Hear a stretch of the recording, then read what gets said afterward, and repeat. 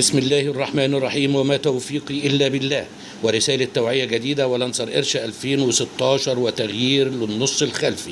طبعا زي ما احنا شايفين كده مع بعض في قطعية خلفية. الذنب اللي موجودة دي ذنب بلدي، طبعا زي ما احنا شايفين كده مع بعض موجودة في القوايم الخلفية، وتغيير للنص الخلفي. طبعا الشغل من الناحيتين، من الناحية اليمين ومن الناحية الشمال في الجزء الخلفي. العناية الإلهية طبعا أنقذت المشتري ان هو كان هيلبس في عربية طبعا مبلغ كبير جدا. وطبعا العربيات مش رفاهية، لازم طبعا تفحص العربية قبل ما تشتريها عشان ما تتعرضش للنصب. طبعا هنا طبعا نفس الكلام الناحية التانية. هنفك طبعا الكنبة بتاعت العربية ونشوف برضو اللحام اللي موجود. طبعا شغل في القوايم من ناحيتين طبعا زي ما موجود واضح قدامنا.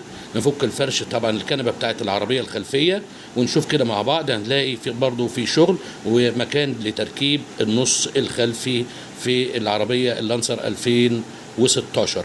طبعا ده هنا موجود معانا مع بعض اهوت. هنا طبعا شفتوا معانا هنا طبعا ده معجون اهوت محطوط على مكان تركيب النص الخلفي. نرفع العربيه نشوف كمان من تحت مكان النص الخلفي ما هو راكب. طبعا العربيه دي فيها حادثه كبيره، طبعا غيرت النص الخلفي وتتحول لجنه فنيه، صعب جدا ترخيصها. وطبعا الحادثه كمان قدام مأثره في الشاسيهات الاماميه. تحذير لكل مشتري العربيه ان هو يخلي باله ويفحص العربيه قبل ما يشتريها. كان معكم عبد الوهاب الخطيب من مركز الخطيب لفحص السيارات بمدينه نصر. دمتم في رعايه الله وامنه، والسلام عليكم ورحمه الله وبركاته.